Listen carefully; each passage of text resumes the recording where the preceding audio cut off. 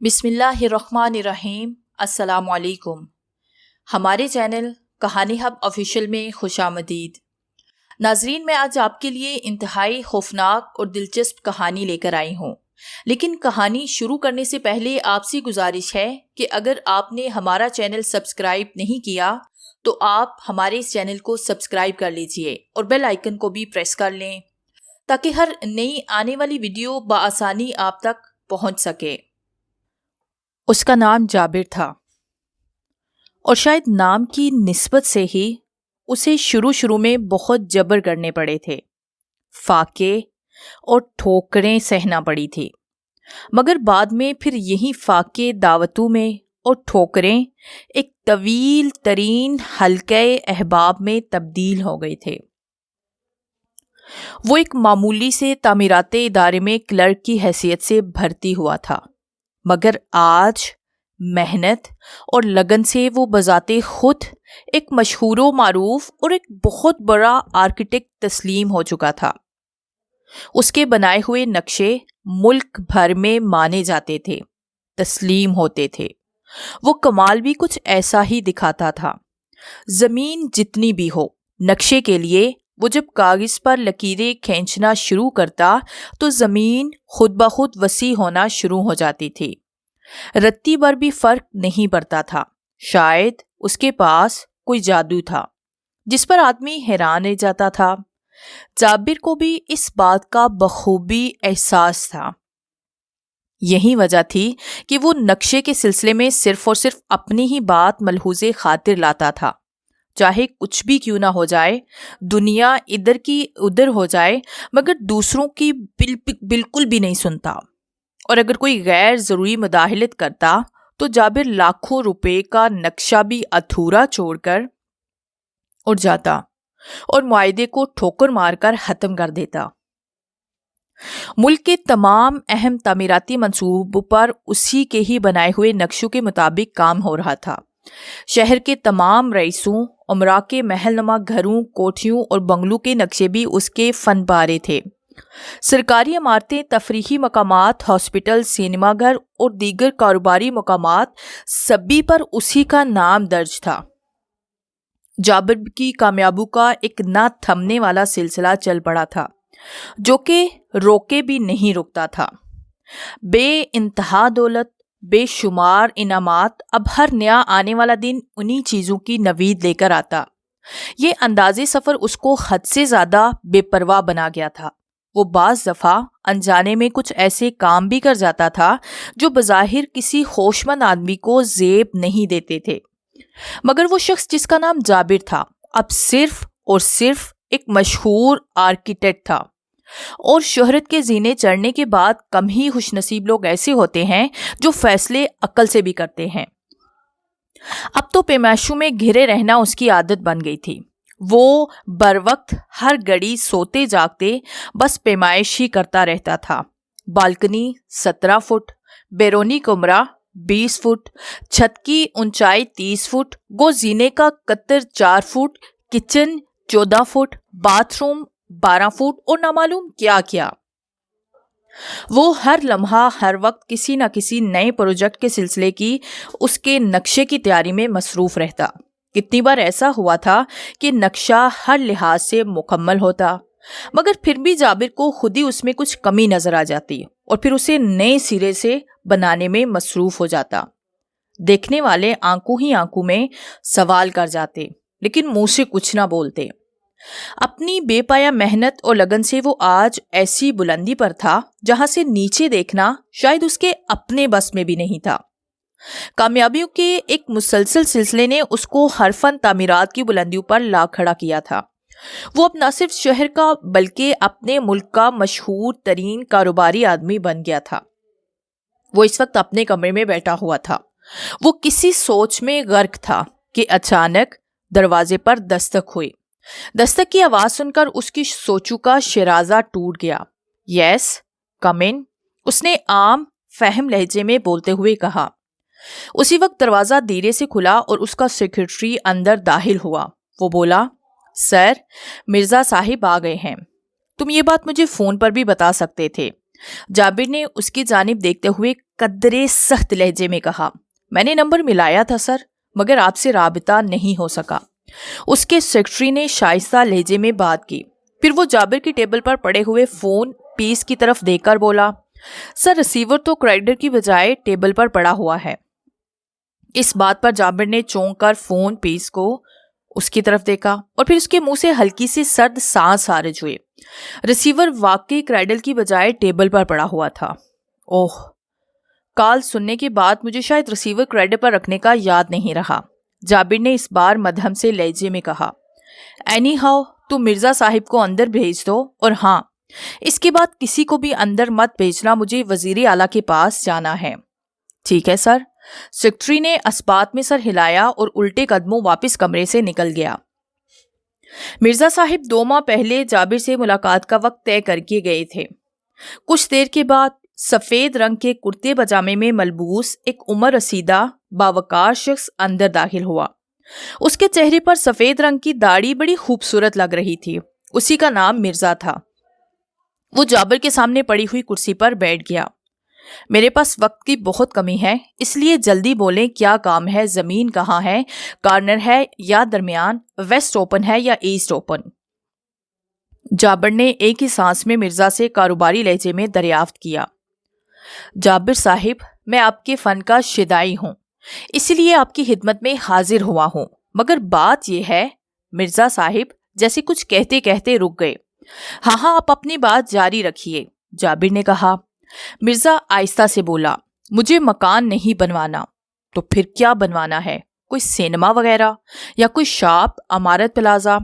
जरा तौकुफ के बाद मिर्जा साहिब बोले, वो दरअसल मुझे मस्जिद का नक्शा बनवाना है। क्या? मस्जिद का नक्शा? जाबिर ने बेख्तियार चौंक कर तंजिया अंदाज में कहा। मिर्जा साहिब ने अस्पात में सर हिला दिया। हाँ जी, मस्जिद का नक्शा। जाबिर कहकहा लगाकर बड़े मानी हेस अंदाज में हंस पड़ा। फिर वो बोला, मस्जिद?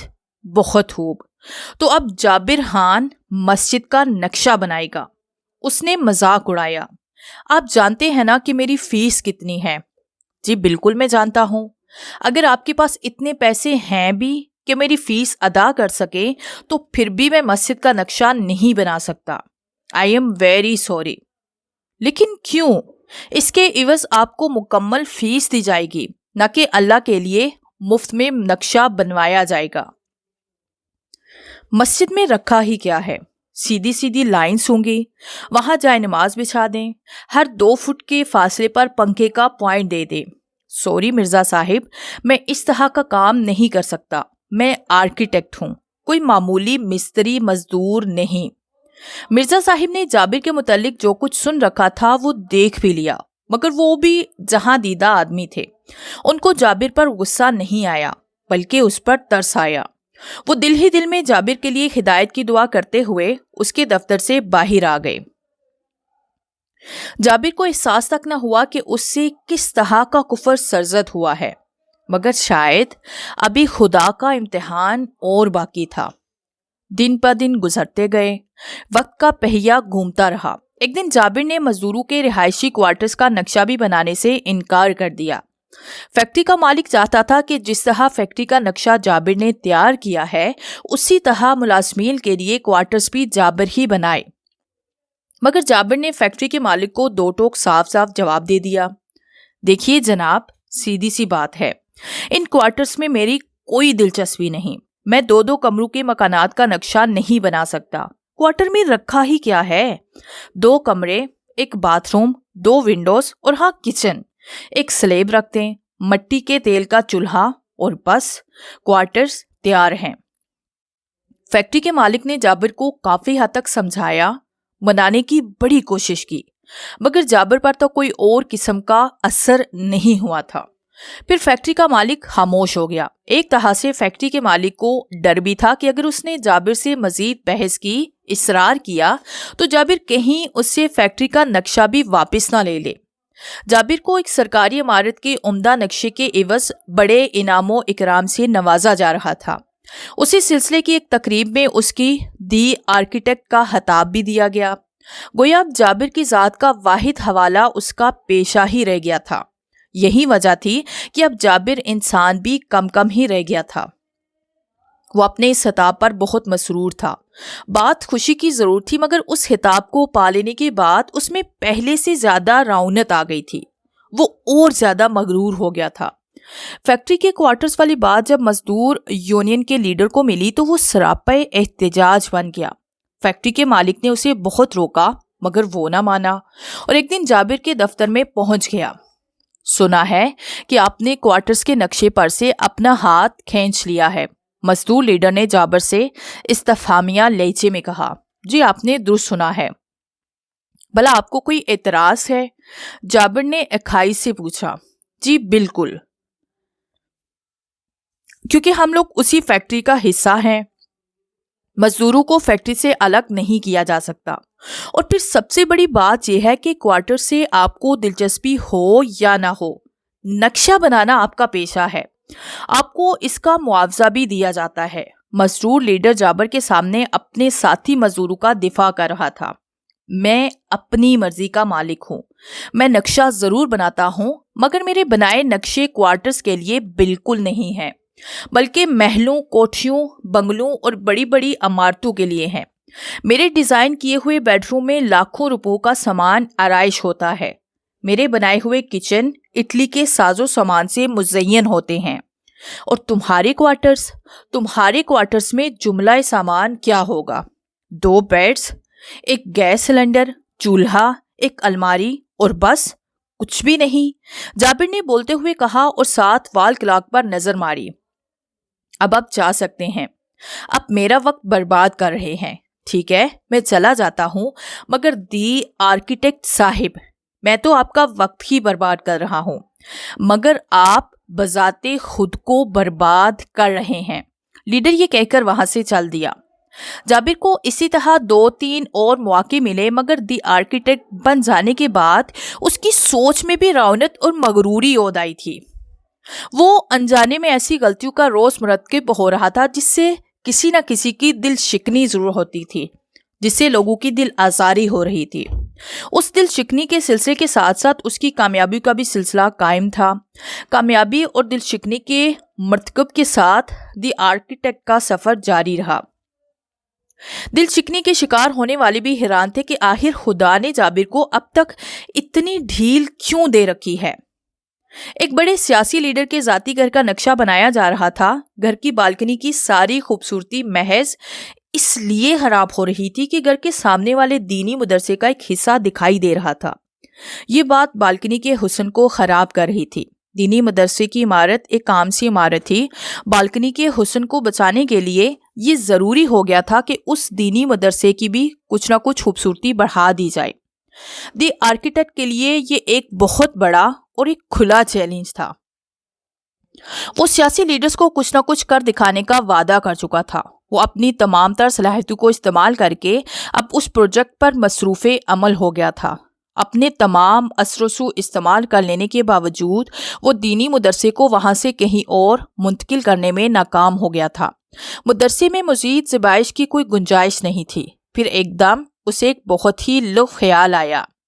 اپنے اس خیال کو عملی جامہ پہنانے کے لیے اس نے متعلقہ حکام سے بات چیت کی، اور کیونکہ یہ خیال بظاہر محکمے کے لیے بہت فائدہ مند تھا، اس لیے یہ خیال فوراً ہی مان لیا گیا۔ مگر در حقیقت اس خیال سے دینی مدرسے کا تقدس پوری طرح سے پامال ہو رہا تھا، مگر اس کی فکر نہ تو دی آرکیٹیکٹ کو تھی اور نہ ہی محکمے والوں کو تھی۔